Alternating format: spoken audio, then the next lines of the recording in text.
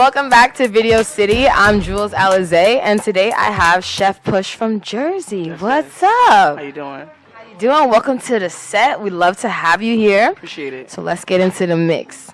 So, Chef Push, knowing that I'm a foodie, right, I want to know what kind of cuisines are your favorite to cook?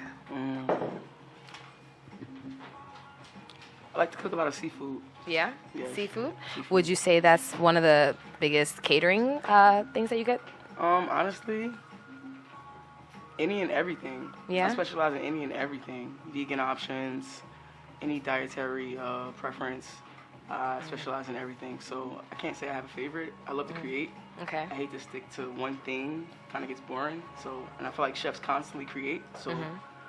Do you feel like if you're not creating and just cooking, like you shouldn't necessarily call yourself a chef? I wouldn't call myself a chef. You know, if I stuck to a strict menu, I feel like real chefs create. So you should constantly have flavors, that keep people coming. Food is something that people are gonna always want. I feel like food is one of those things that bring people together. It's like if you have an event, you can't really have an event without the food or the drinks or something like that. And I feel like the feeling that you put into I can speak on it because I've eaten her food, but Thank you. the feeling that you put into the food, I feel like is the most important part, right? And I feel like that's the most important part of your brand. Is Absolutely. the feeling. The flavor you feel. Yeah. Absolutely.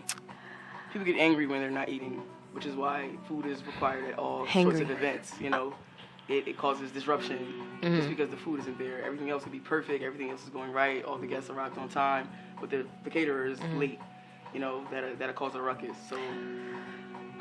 I've experienced that. I've seen it, and it's not happy when you have a bunch of people in the room and there's no food. They've been there for 2 hours, and now it's like you finally come with the food, and they're looking at you like you done ruined the whole event. Absolutely. What would you? Absolutely. As far as catering, what would you say is something that you bring to the table that's different than any other chefs locally?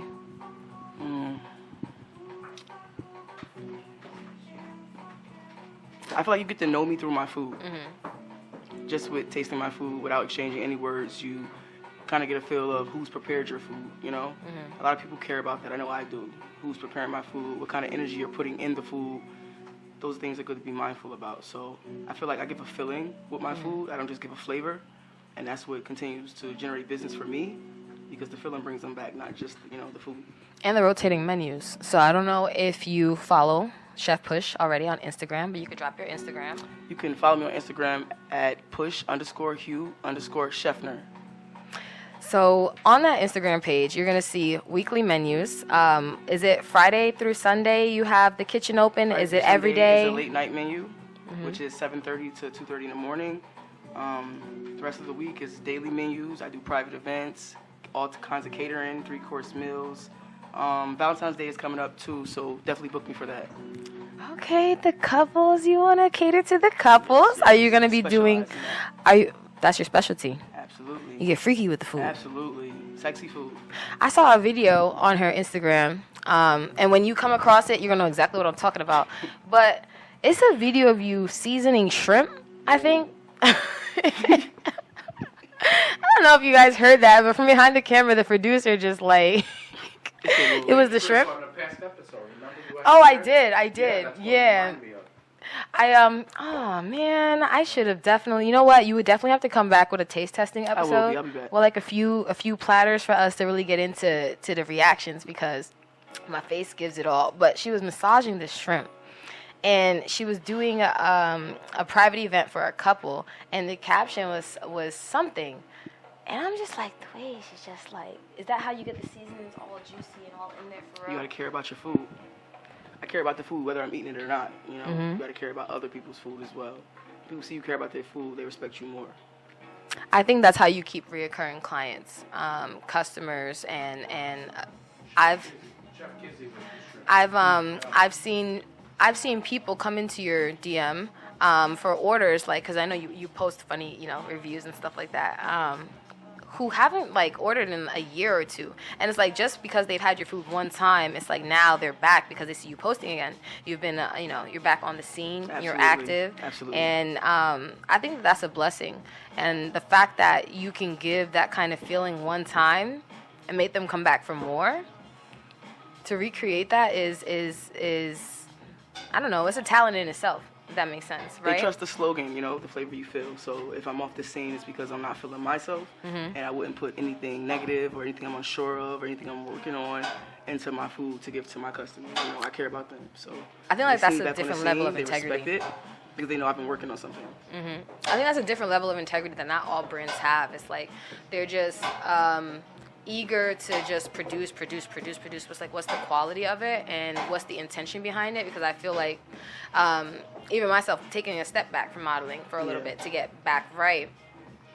Actually, you inspired me to do that because I was like, no, I have to keep going, gotta keep going. But it was like, I'm pouring from an empty cup. Absolutely. So my production is not gonna be the way that it's supposed to be. And I think that it takes courage to take that step back to really reinvest in your brand. Absolutely. And I feel like everything you've been doing, we've seen the photo shoot. You had a photo shoot recently. Absolutely. How did that feel?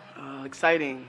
Uncomfortable. It was my first, but well, you pushed through it. Absolutely. That's why they call me Chef Push. I always move forward, keep going. What would you say is your biggest motivation to keep cooking, besides giving people the feeling? Inspiring. To inspire other people? Other people to go after things that they feel like beyond their reach. I'm a self-taught chef. When people try my food, they ask how long did I go to culinary school, and I tell them I didn't. A lot of people tell me I should lie and say I did. I feel like I get more recognition for, letting them know I'm self-taught. Everything that I put out, I'm self-taught. So it's really a part of me. I'm not following anything. I'm not doing what someone told me. This is really who I am on and off the pots. So nobody had to teach you anything for real? No, I started cooking at home for my mom. She was ill. It helped out more. Just me being able to cook. She didn't have time to really, prepare meals, just resting and working and resting. And the type of person I am, I cared about that for some reason. I've always been really in touch with my emotions, So it's like, I didn't feel comfortable eating if she couldn't eat. So I started burning food, and then it got better. And then, I liked the way it would make her feel, the excitement, and how she'd have a better day, and how her health is better, she's uplifted. And then I realized that I could make a lot of money doing it, because I'm one of a kind. Okay, Miss One of a Kind Chef Push. What's your mom's favorite? What's your mom's favorite dish? Shrimp. Shrimp. Is that why you season it so perfectly? Ceviche, she loves. Ceviche? Yes. Ceviche? Yeah. Yeah? I think that out of all the foods that I've tried so far, I would say you do Southern flavors really well.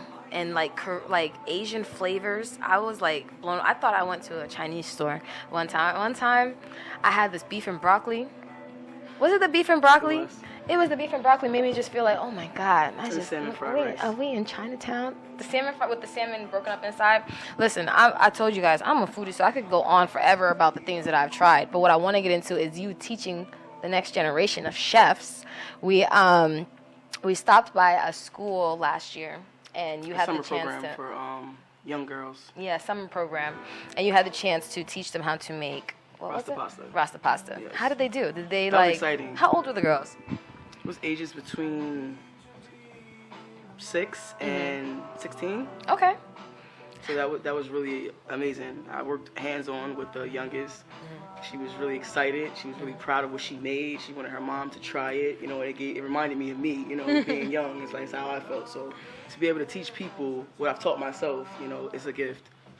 I think you also mentioned a few people have started their career in culinary school since being just around me. I'm honored. I'm really humble. Anything I give, I'm just giving it's free.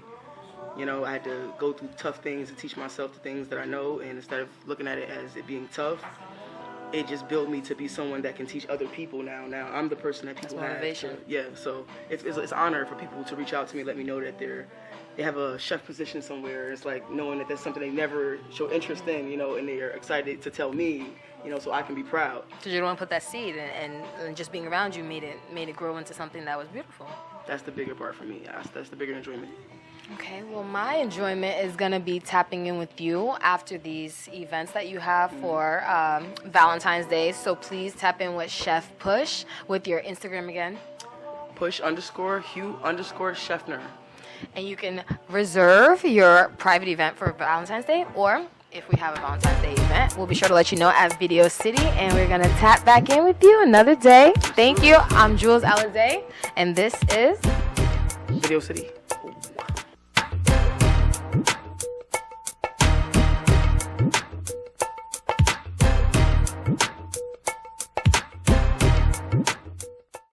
What's up, Video City TV? Welcome back to another episode. I'm your host, Callie Ann, and I have Kphu Shamir right here next to me from South Central LA. Welcome to the show. Hey, it's good to be here. It's good to be in Yeah, NYC. it's nice to have you back because this is your second time, but live. So Yeah, this is like the second one.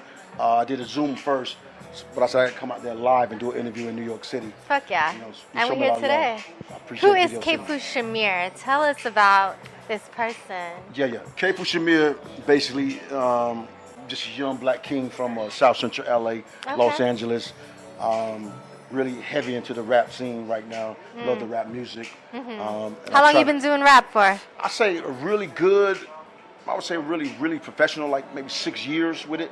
But I always been dibbing and dabbing with the rap for a long time as a little teenager. Yeah, When that's my how it older goes. brothers used to listen to Tupac and all that stuff. So, Oh wow. But I'm a big fan of Nipsey because me and Nipsey is like the same age. Yeah. You know what I mean? So I'm 33. I think he was 34 when he died, something like that. So Nipsey, Hustle, and Tupac Shakur is like my favorite artists. Yeah. Okay, how'd you get in the game? Man, I just started getting a lot of support from the people from the neighborhood, saying you should do this rap stuff with your voice, because my voice has always been raspy, you know, coming up. You know, got a little accident when I was a little kid, and my mother said I got hit by a car with a bicycle or something like that, and I had a raspy voice. So I used to say different stuff. People were like, man, you should do this rap stuff, you know what I mean? And so that's what led me into doing the rap music. Just If keep people around listen to your music, what should they listen for? They should listen to real life music, because that's what I bring. I bring that real life situations that we go through every day. I don't want to try to deviate from that. I don't want to try to make up creative stuff like saying stuff that's not happening right now. Yeah. So my music is really just life music. So whatever's going on right now, wherever you at, you can probably identify with it. Would you say more like conscious music to be aware of things, like? Yeah, we can say conscious, but I think I'm more than just conscious with mine, because I deal with every level of it. I deal with street life. I deal with the consciousness, trying to give them something to really feed on and spark their brain. Then I deal with the everyday life that you go through, whether you're not making no money, trying to make money, whether you're working on a job and you get no high wages. So I just deal with life. So my music is really just life music, what I always tell people, because it's real global. It's like a large global following right now. Yeah, I heard. Yeah. It's like 325,000. outside. It's outside of the states too, outside of the U.S. How does that feel for you after all the hard work that you've put in? I'm trying to dissect it all, you know, because I'm coming from nothing. You know what I mean? I'm a black king that didn't have nothing. You know what I mean? Raised by a single black mother. Didn't really have nothing. Had to work 3 jobs just to feed three black babies in a single home. You understand? So to have all this love and acceptance, you know, it takes time to accept it. You know what I mean? Yeah. You coming from areas where you know You they grew don't love up it. not experiencing it, so it does get hard to reprogram yourself now. That's right. That's right. So I didn't know I was gonna get 325,000. But you are glowing. Yeah. 325,000. That's a I lot. didn't know that. Yeah. You know, so it's great, man. It's really great. I appreciate all the support for all the followers worldwide. I appreciate you. You know what it is, Kphu Shamir. Black Star Records all day. Can we get some exclusives, like anything new coming out, any products that we, the people, don't know about yet?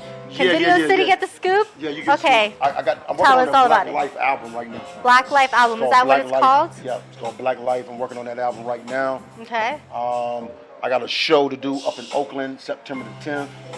Check that out. Also got an interview to do with a radio station in Atlanta. So we starting to get the buzz. We're moving. We start moving around a little bit. You Yeah. know what I mean? So it's good. I want to do a lot of live shows. So all the promoters, wherever you at, hit me up in a DM. I'll come to see you. 'Cause we definitely want Kphu to do some Shamir. shows. Yeah. Yeah, make sure you guys check him out and follow him. No doubt, Yeah. definitely. So out of all the singles that you've put out, which one is your favorite? Or which one do you feel has the most message that you want people to listen to right now? It's probably got to be that Breathe Again. Breathe Again. That's going to be on the Black Life album. Breathe Again. So is that out yet? It's not out yet. Not out yet. Oh man, but we're the one- waiting for that Yeah. Black Life album. Yeah, but the one that's out right now on the album that I love so much right now is called Dreams Comes True. It just deals with whatever you... The album that you have out Yeah, right now, right now, Dreams Come True. Called Dreams Come True. Make sure y'all check that out too. It's on the Ghetto Black Child's album, and it's dealing with all the circumstances that you go through coming up. So whatever you want to do in life, you can attain it. You can do it. You just gotta apply yourself, believe in yourself, and make it happen. So that's what that whole song is about. Dreams come true. No matter what nobody tells you, if you really believe in it, you can make it happen. Just put the stuff together. Yeah. That's it. Now, how do you work on the discipline to be able to keep pushing and to keep believing? Because you know there are a lot of people out there who have a hard time. So what would you say to them? What can they do? Well, to all the people that need to be disciplined, this is it, man. You gotta get rid of all the negativity. You gotta block them out. You can't listen to them. Just listen to yourself. So whatever it is you want to do in life, as long as it's positive, you just block all the negative out, and you follow your dreams. Put your plan together, put the step together, and just follow that, man. I guarantee you'll get there. Because everybody has been through something, but if you put the plan together, it's step by step to make you attain it. That's it. You got to believe. That's it. Yeah. You don't have to convince no one. Just convince yourself. Yeah. That's how it goes. Yeah. Because in the end, it's really about you and your perspective on things, and who you are creates your experiences, you know? Yeah. So. Yeah. Because we've all been through, certain things in life that we don't want to talk about. Yeah. For whatever reason. But if you really believe into yourself, whatever you're trying to do, whatever it is in life, all you do is put the steps together, put the plan together, follow it, stay consistent, and believe in yourself, and it'll happen eventually. Yeah. So that's it. Believe in yourself. Believe in yourself. Kphu Shamir came from nothing to something, and now here he is. Wow. So what keeps you pushing every day? What is it? My mother keeps me prayed up. My mother, she's deep into the religion. My mother. Shout out to mom. So shout out to moms. Me myself, I just always thought I was destined for something bigger because of this voice. This voice was so powerful. When I speak, people would pay attention. Yeah, it does sound strong. Do y'all hear this interview? Yeah, they would pay attention. Some used to say, "Man, what do you say? What do you say?" Because I always had that raspy voice.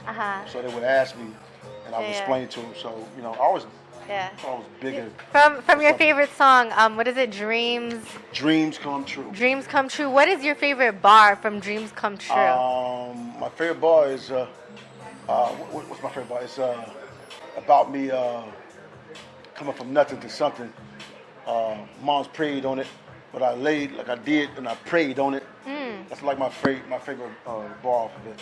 And that's like the last bar off the song. Ooh, we'll make sure to check that So out. make sure y'all check me out, man. Dreams Come True. You also can check out California Dreaming, giving you guys like a little tour through the California area, how we do in LA. So Okay, what do you mean like a tour? Is this a music video? Yeah, I got a little music video too. Yeah, Okay. Yeah, little visuals of certain spots through the LA city. What are we airing today? Let's see, we're airing... California Dreaming. Oh, snap. So you guys are going to see that in a California little Dreaming. bit. Come get that right there, man. You can follow me on all social sites. The Blackstar_Records is my gram. You can also follow me on my Twitter, Kphu_Shamir. You also can follow me on my Spotify's. Everything is Kphu Shamir. Spotify, Amazon, whatever. You can follow me, man. You can check out the whole album, Black Ghetto, Black Child. No, make sure y'all check that Check that out right there, man. Tell us about California Dreamin'. What inspired you to create that? Man, just growing up in LA, the West Coast vibe, man. It's something special, man. And growing up in LA, because I graduated from Crenshaw High, and I'm a West Side baby. So everything on the West Side, same thing with Nipsey, he's West Side. Yeah. So just the whole West Coast vibe. You know what I mean? And I wanted to talk about how we do and how we live every day, show them sceneries and stuff like that, so people can get a quick idea that's not been out to the West Coast yet. Yeah. You can see how we live. So that's what that was all about. California Dreaming. It was something like an anthem, of us out in California. Yep. That's exciting. That's Yeah. super exciting. We're super excited to hear that Appreciate album that's going to come out Appreciate soon, too. Yeah. Yo, I think it's time for them to check it out, you guys. This is California Dreamin' by Kphu. All day. I know what it is, man. West Side. Hey, California dreaming, hot scheming, you know the rules. Hey, young nigga ballin' all day. Yeah, California dreaming, we scheming. Hey, a young nigga ballin' all day. Yeah, yo, I was to the south, let it waiting. I take stay time, mama. I'm just trying to stay patient. Hey, I'm on the slots and the Uber and all patient. Get this push it, move. You know how it go. All day 24, trying to stack this pay. Hey, you know young, I just got caught up. It's amazing. Hey Video City, it's Jewelz Alizé, and I am here with one of my makeup artists, Tracy from Long Island. How you doing today? Hi, thank you for having me, Jewelz. Welcome, welcome, welcome. We'd love to have you. Yes. So, I wanted to talk to you about what's going on in the world of makeup. I know you're partnered with Team McDonald's Cosmetics in the Makeup Artist and Mentorship Program. So, what are you doing outside of that? I take clients. I'm based in Long Island, so yeah. She takes private clients. Yes, I take private clients, photo shoots. Honestly, I never have anything really planned, so it's just people, thanks to social media, people come along and they write me, say, hey, we want to work with you, and I'm like, okay, so I never know what's planned, it just happens. So just so you know, she's open to all opportunities coming her way as far as Yes, makeup. yes. I've seen her doing tons of fashion shows. They've been sponsoring everything along NYC Live. I know you did the Cosmopolitan show, a few other shows, Power Squad, Power obviously. Squad, yes. I love having you on the team. You have slayed so many of my photo you. shoots. So what brought you into doing makeup? Like, what inspired you to do this? What keeps you going? What is it like as an aspiring makeup artist to get to the higher levels? So what can you tell us about that? Let me start off by saying thought I was going to be a hairstylist at first. So, Really? Yes, I thought I was going to be a hairstylist. So I had an aunt Denise who did hair, and she was the top stylist in her salon. And since I was little, I always just admired like how people just even watched her do hair. How people loved their hairstyle when they came out there. She had the confidence that these ladies Give you a had. different personality sometimes. So I just love the smell of the salon. I love the vibe. So I was just like, I'm going to be in the beauty industry. So years go on and things get tough. So I'm just like, is hair for me? So then I got into makeup, and I got into makeup because I was being bullied. I was bullied, yes. So I had really bad skin. So I Really? was bullied, You yeah, can't in even- school. Yeah. That's why I looked at you shocked, like, Yes, I was bullied bad. So I was like, I have to do something about this. So my mom and every other grandma and auntie selling Mary Kay, she I had. remember that. My aunt was like the Mary Kay goddess. Yes. So she had all these foundation colors, and they didn't really make too many good colors for a woman of color. So yeah. So I had to get the mixing and everything, and sometimes it was a hit, sometimes it was a miss, but the more I did it and everything, I'm just like, I love this. Yeah. I'm like, I like this. So I went to beauty school, Okay. and then I tried to continue to do hair, but it wasn't giving fun. you the feeling anymore. Yeah. So makeup, it just makeup has this platform just for you to be creative, free. Like I felt like with the makeup, there was no limits. So yeah. Okay. Yeah. I wasn't expecting you to tell me that you wanted to start as a hairstylist. Yeah. But I mean, they're very similar in the realm. But I can definitely see the passion and the creativity because you always, every time that we have a project and we have a shoot, you're like, they're early, first of all. They're before me sometimes. They're before me. And I've seen your page looking, there have been some concepts that I've wanted to do outside of what we've done already. And I always come back to yours. And yes, I always come back to yours. And I'm excited to see what you do as far as like editorial-wise, more branching into that and the like pearls and really like the dramaticness because you do glam flawlessly. Thank you. You do glam flawlessly. Thank you. So one of my aspirations to see you is to like break that like break that shell and really put like a challenge and a project in Yeah. front of you, because I feel like you can really get some great clients as far as like bazaar and that kind of works. Thank you. Were you there for the high school fashion show we did in Flushing? No. No? No.